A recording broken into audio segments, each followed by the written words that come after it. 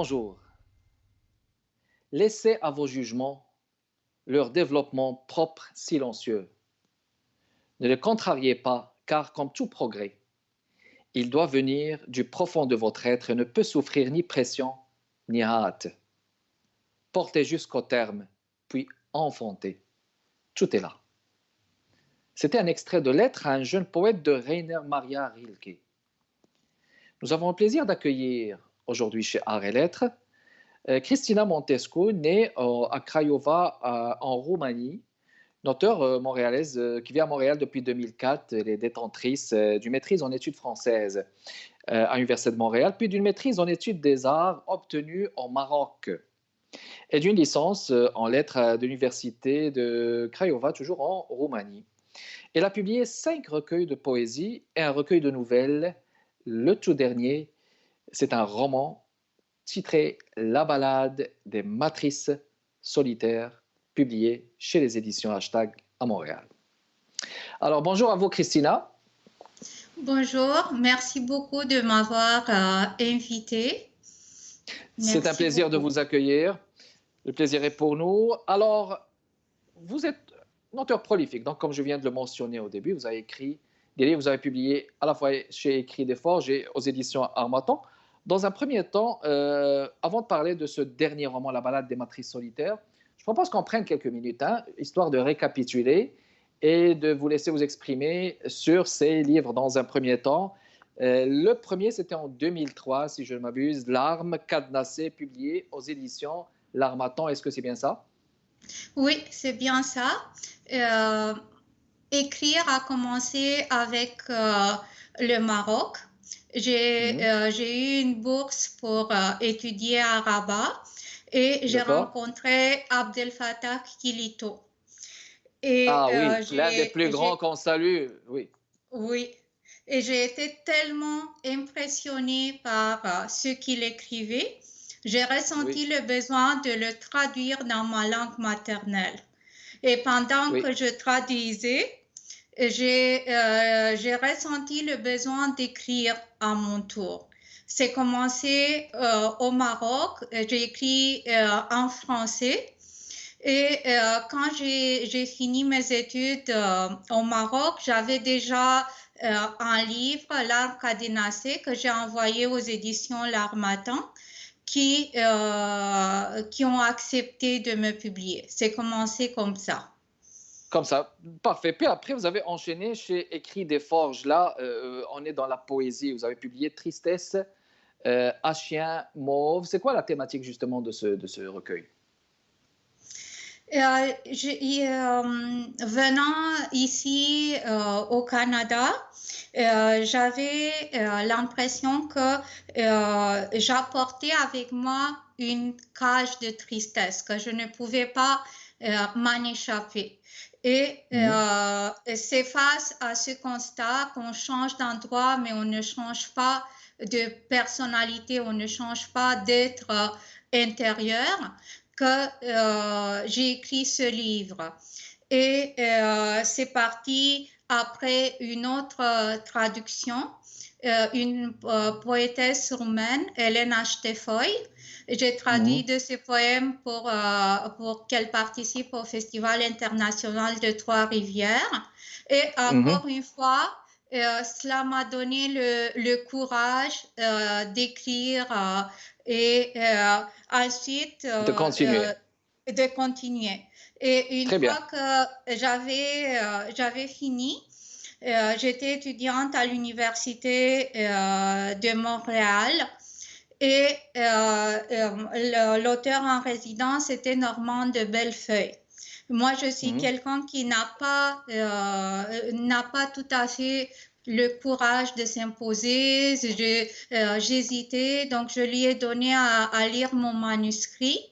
Et c'est lui qui m'a encouragé d'essayer de l'envoyer pour un éditeur parce qu'il était déjà prêt à être publié. Et Très écrit bien. des Et puis, forges. oui, et puis donc vous avez enchaîné avec Margelle de Soleil et Maman a été usagée. La Margelle du Soleil, que symbolise pour vous ce titre? Bon, un recueil en 2010 aussi chez Écrit des Forges. La Margelle. du soleil? C'était un cheminement vers la lumière et comme Mhm, sur la margelle d'un puits, mhm. je me sentais sur la margelle d'une lumière intérieure, d'un sort de bonheur que je voulais partager avec les autres. Très bien. Et puis, Maman était usagée, édition interligne à Ottawa cette fois, donc c'était à Ottawa. Maman était usagée 2011, un titre original pour faire allusion à quoi justement? Il s'agit d'un recueil de nouvelles et Oui. c'est une des nouvelles. Ma maman était usagée. C'est Mhm, la réflexion d'un enfant mhm. dont la maman a quitté la maison et son papa lui a dit que ça ne fait pas grand-chose, que la maman était usagée, comme la machine à laver qu'on a achetée déjà usagée. Donc De- pour lui, ça ne faisait rien parce qu'il y a cette culture de la femme qui doit être intacte. Cette mère Oui. ne l'était pas. Donc, elle n'avait pas autant de valeur que les autres. Et Très bien. Et puis en 2012, qui ne naîtra pas chez Écrit de Forge en 2012? Qui ne naîtra pas? On a l'impression que le titre n'est pas complet, mais qu'est-ce que vous voulez insinuer justement? C'est quelle thématique que vous avez donc interpellé dans ce recueil, un recueil de poèmes, je présume? oui, à partir de ce moment-là, j'ai commencé à explorer la maternité. C'est plutôt une question qui ne naîtra pas. Mhm. J'ai essayé d'avoir un enfant et j'avais déjà envisagé la possibilité qu'il n'apparaisse pas. Donc, j'ai essayé d'explorer ce vide que le manque de l'enfant laissait. Donc celui de la maternité, puis finalement Lettre à l'assassin en 2014. Peut-être je vais vous donner l'occasion de nous en parler, mais on va le faire après la pause, mesdames et messieurs. Restez avec nous.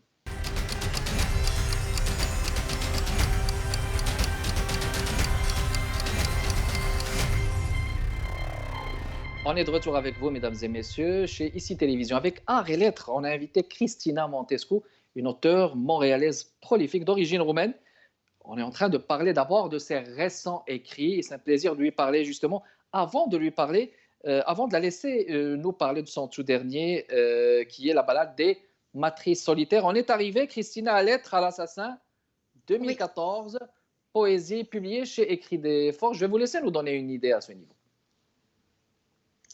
C'est un recueil qui est formulé comme une lettre. À 18 ans, j'ai eu un accident de voiture. Mhm, La personne qui a provoqué cet accident s'est enfuie. Et il y a eu beaucoup de changements dans ma vie. Et mhm, aussi, ne pas avoir un enfant, c'est relié à cet accident.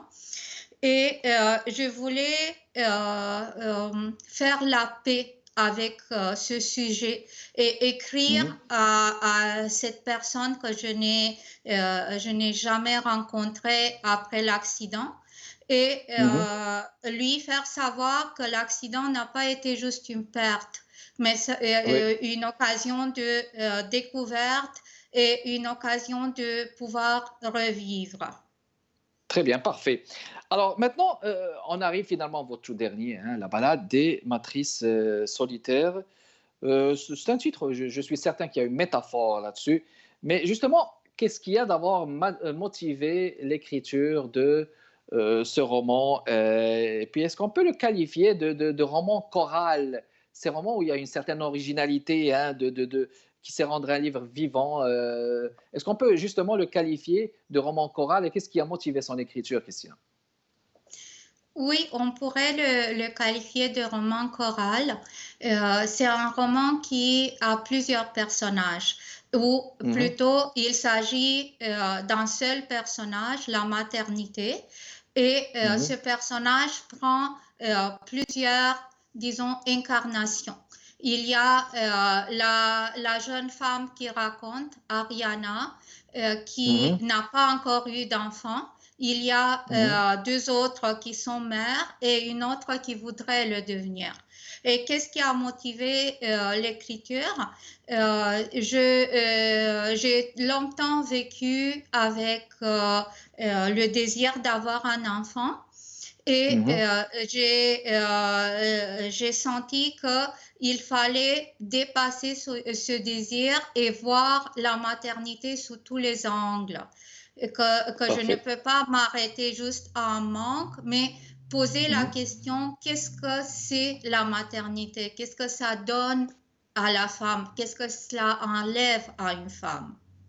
Donc, c'est des questionnements légitimes. Donc, quand vous venez de le mentionner, on parle justement de trois dames, Céline, Anna Maria et Martha. Puis il y a cette fameuse caissière qui raconte, n'est-ce pas, qui raconte Oui. leur aventure, leur discours, plus ou moins. L'une tente d'avoir un enfant sans succès, l'autre, elle est mariée, puis chacun rêve à sa façon. Puis on parle d'un accomplissement. Est-ce que justement, on peut qualifier être mère d'un accomplissement? Est-ce qu'il y a quelque chose de beaucoup plus substantiel que ça? Il y a certainement un accomplissement à être mère. Et Céline, par exemple, qui est le personnage le plus en détresse, réussit à se rétablir au moment où elle comprend qu'avant tout, elle est une mère et qu'en acceptant sa condition de mère, elle accepte sa vie. Et pour les autres, la maternité n'est pas vécue de la même façon. Il y a la maternité vécue chez Martha. Elle est une jeune mère et la maternité n'est pas ce qu'elle attendait. Elle voudrait même s'enfuir, laisser l'enfant et revenir à ce qu'elle était avant.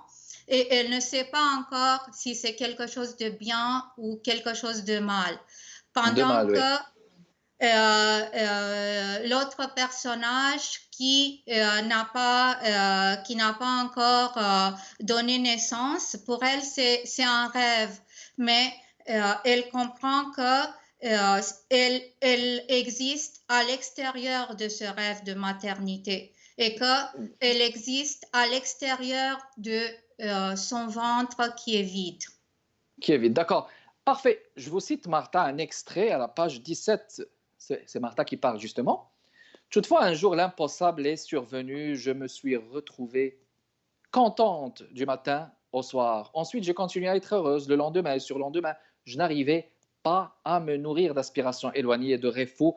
J'avais perdu quelque part ma culpabilité et ma honte de ne pas être celle que j'aurais voulu être, la grande avocate, la voyageuse infatigable, la femme parfaite. Toutes ces visions m'avaient quitté sans crier gare. J'étais contente et bien dans ma peau. Aujourd'hui, dans le présent, oh, comme il était bon de souffrir autrefois. Est-ce que le bonheur, justement, selon vous, c'est se débarrasser de tout, y compris de ses soucis? Justement, est-ce que ce personnage, justement, il voit son bonheur ailleurs que ses soucis? Je crois que c'est un personnage qui existait par rapport à ses souffrances. Et au moment où elle dépasse la partie douloureuse d'elle-même, elle se pose la question si elle peut exister à l'extérieur de ses souffrances, si elle est un être entier en étant contente de ce qui se trouve autour d'elle. Et je ne sais pas exactement qu'est-ce que c'est le bonheur. J'essaie de le définir, de voir de quoi ça a l'air. Mais probablement que le bonheur passe par s'accepter dans ses limites. Donc, ne plus être un personnage de rêve intangible, mais bien un petit personnage auquel on peut trouver des défauts et on peut en rire. Très bien. Donc, le bonheur commence d'abord par l'acceptation de soi, chose qui est préliminaire, comme vous venez de le dire. On va enchaîner dans la discussion avec vous, Christina, et on vous revient dans les prochaines minutes, mesdames et messieurs. Restez avec nous.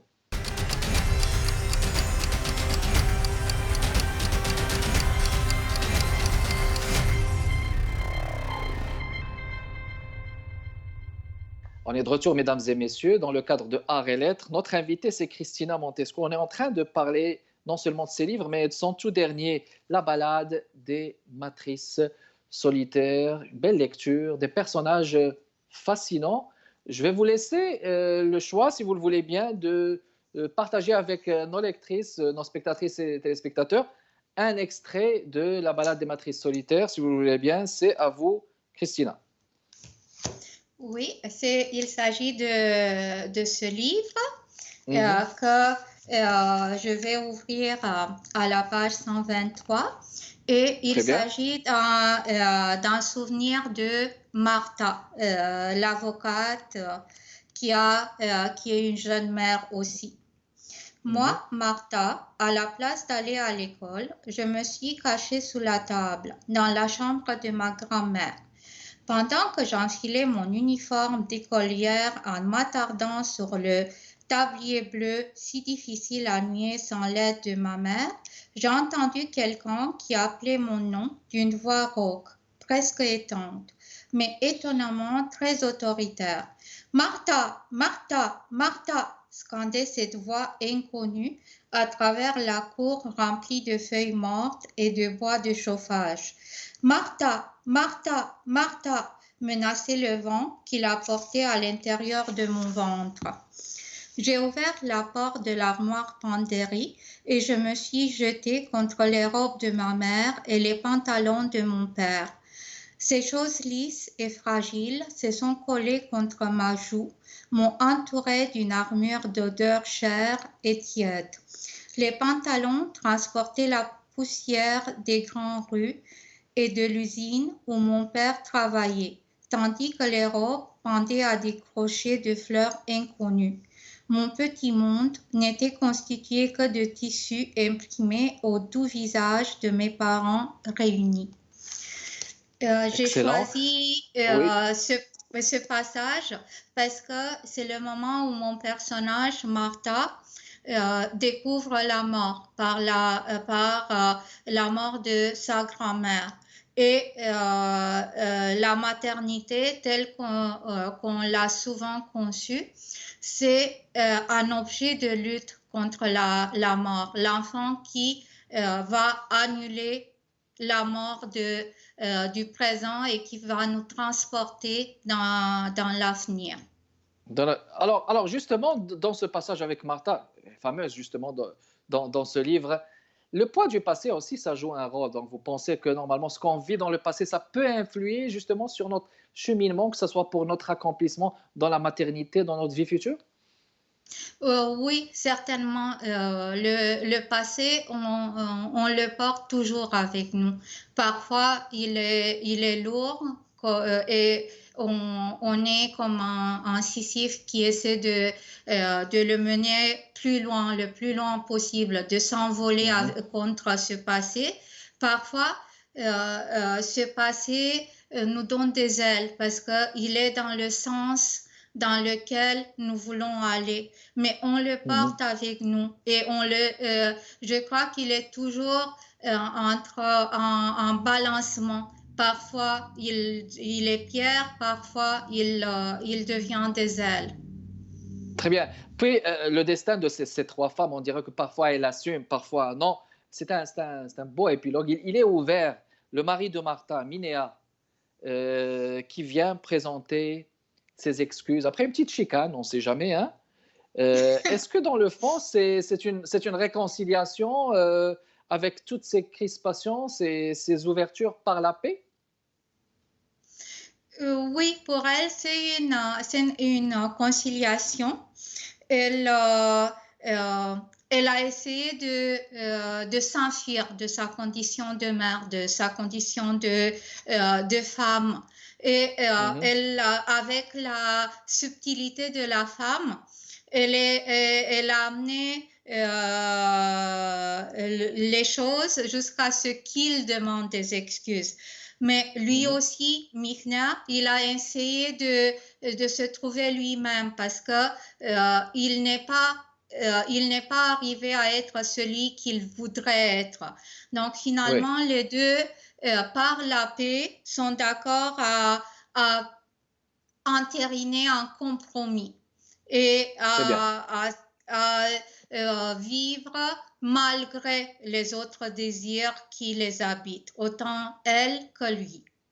Que lui, d'accord. Et puis, bah, on revient à ces deux personnages, Céline et Martha, qui se désolent de ne pas trouver dans leur enfant un outil de développement personnel, un moyen de se développer, de s'épanouir dans la société. Ma question clé pour vous, Christina Montescu, une femme, est-ce qu'elle peut trouver le bonheur ailleurs que dans la maternité? Euh, oui, on peut trouver le bonheur ailleurs, mais je crois que maintenant, on ne parle plus de bonheur avec une majuscule, mais des bonheurs, Et plusieurs. plusieurs Et bonheurs. Mhm. oh oui, plusieurs bonheurs. Ça veut dire aussi que ces bonheurs sont peut-être de moindre importance ou perçus comme étant de moindre importance, mais Mhm. ces bonheurs existent. Il faut juste Les chercher apprendre peut-être? à les chercher et à les Mhm. retrouver. Excellent. La matrice des balades solitaires de Christina Montesco, mesdames et messieurs, chez Édition Hashtag, disponible dans les librairies de Montréal? Oui, disponible dans les librairies de Montréal et Mhm. je crois que ça peut être aussi acheté en ligne et si En ce n'est ligne pas à travers, disponible, oui, en ligne, je veux j'ai dire à travers la maison d'édition Hashtag ou bien sur Amazon? Ça peut être sur Amazon, ça peut être dans les librairies Mhm. les librairies québécoises ou même Québécoise, oui. canadiennes, oui, Mhm. ou même par Excellent. simple téléphone et commande. Excellent. Alors, c'était un plaisir de vous avoir reçu, Christina. Merci beaucoup d'avoir accepté notre invitation chez Art et Lettres avec vous, mesdames et messieurs, Kamal Benkiran. Toujours un plaisir de vous présenter nos auteurs du Québec et du Canada. Prochain rendez-vous jeudi à 15h30. Restez toujours avec nous. Je vous salue. À la prochaine.